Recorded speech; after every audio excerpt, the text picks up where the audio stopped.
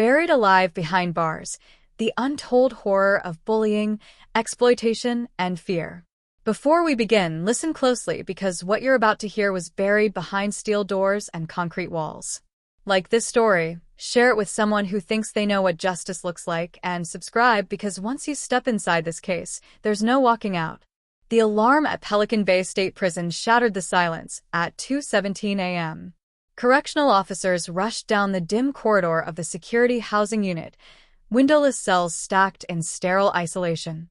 The air felt suffocating, thick with disinfectant and something metallic.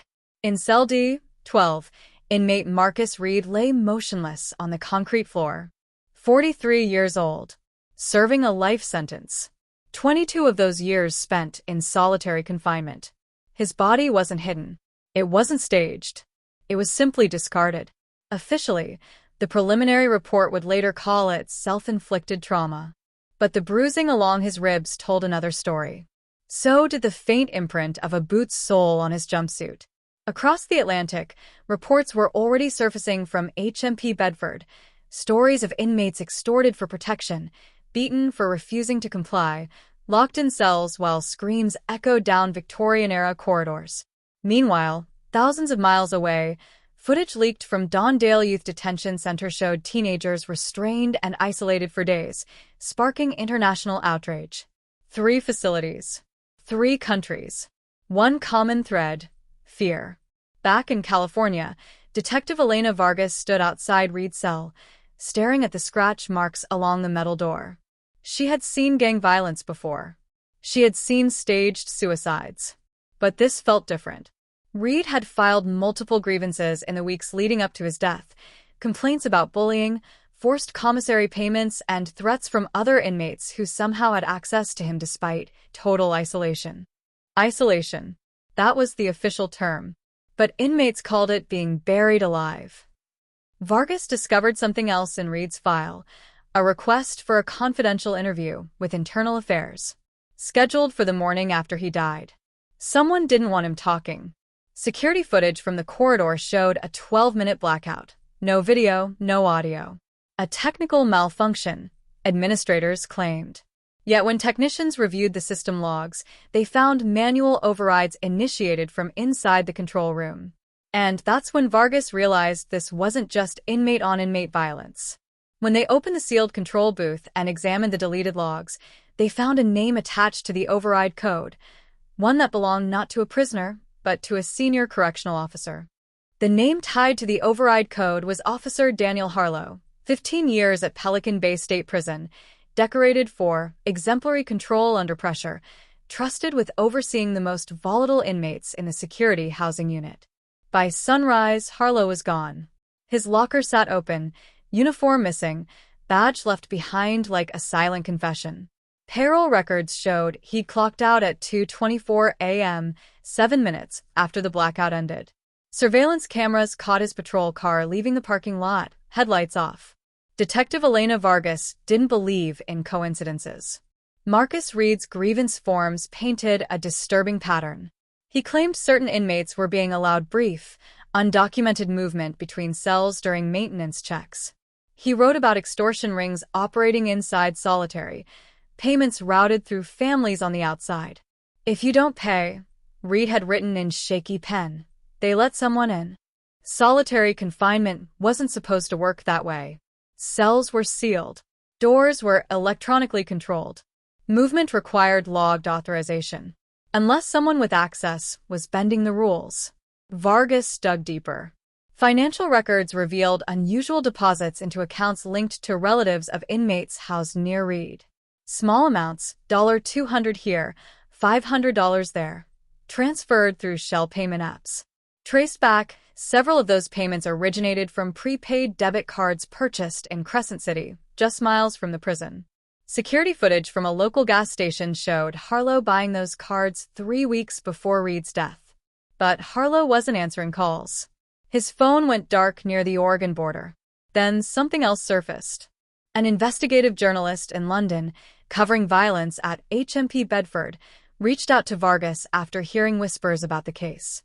She'd uncovered similar patterns, officers accused of ignoring intimidation in exchange for bribes. In Australia, inquiries into Dale Youth Detention Centre revealed internal emails warning about unchecked staff power long before the leaked footage shocked the world. Different continents. Same blueprint. Inside Pelican Bay, inmates began refusing meals. Word spread fast when someone dies in solitary. Protests erupted in coded ways, sheets tied to bars, synchronized banging on steel doors. And then, just as pressure mounted, another body was found. Inmate Luis Ortega, housed 2 tiers above Reed, was discovered unconscious in his cell. Severe head trauma. He survived, but barely. Before being airlifted out, he whispered one sentence to a prison nurse. Control room. Hours later, technicians reviewing archived data found something chilling. The same override code used during Reed's blackout had been activated multiple times over the past 6 months. And it wasn't just Harlow's credentials attached. There were 3 other staff ID numbers embedded in the logs, one of them belonging to a lieutenant who is now leading the internal investigation. The corruption wasn't one rogue officer. It was a system. And when Vargas attempted to bring the evidence forward, she received a call from an unknown number. A calm voice on the other end said, "Detective, if you want this to end quietly, stop digging." Then the line went dead. By the time the threat reached Detective Elena Vargas, it wasn't subtle anymore. Her car tires were slashed outside her apartment. A manila envelope was slipped under her door. Inside, copies of her personnel file, and a single photo of her teenage son walking home from school. The message was clear: back off. Instead, she doubled down. Inside Pelican Bay State Prison, tensions were escalating. A quiet hunger strike spread through the security housing unit. Inmates refused recreation, refused showers, refused silence. Attorneys began filing emergency motions, citing unsafe confinement conditions and retaliation. Vargas subpoenaed internal communication logs. What she found made her stomach turn. Encrypted emails between Officer Daniel Harlow and Lieutenant Raymond Kessler, subject lines labeled maintenance windows. Attached were unofficial movement schedules. 12-minute gaps. Just enough time to unlock a cell, send in an enforcer, and relock the door before the system rebooted. Marcus Reed hadn't been alone the night he died. He'd been visited. But the deeper Vargas dug, the stranger it became. Financial forensics tied shell transfers not only to staff relatives, but to outside gang affiliates operating in Northern California. Protection payments were being extorted from inmates' families. If they refused, their loved ones inside paid the price.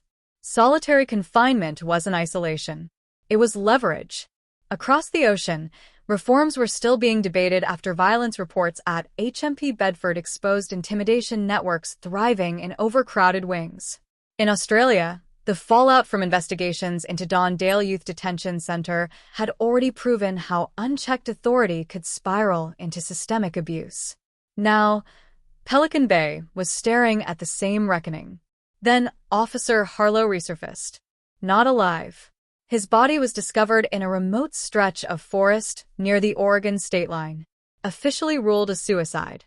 A single gunshot wound. No witnesses. No note. But Vargas noticed something missing from the scene report. Harlow's service weapon had been wiped clean of prints. Too clean. And phone records showed his device pinging near Crescent City hours after he was declared off-grid. Someone had staged his exit. Back at the prison, Luis Ortega regained consciousness. Under protective custody in a hospital ward, he finally spoke.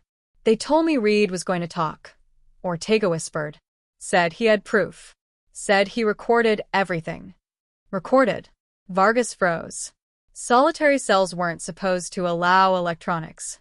But Reed had worked in the prison library years earlier. Limited access. Occasional privileges. And in his final grievance, he'd written a single line investigators initially ignored.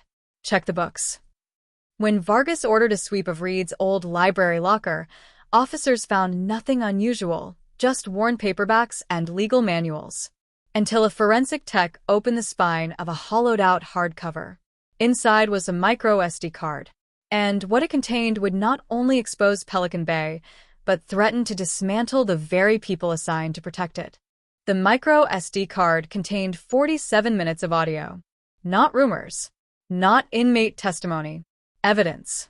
Detective Elena Vargas sat in a secured conference room, headphones pressed tight as the recording crackled to life. The first sound was unmistakable, the heavy mechanical groan of a security housing unit door unlocking inside Pelican Bay State Prison. Then voices. Officer Daniel Harlow's voice came first, calm, controlled. "You've got 10 minutes. Make it clean." Another voice followed. An inmate Vargas recognized from gang intelligence files. "He didn't pay."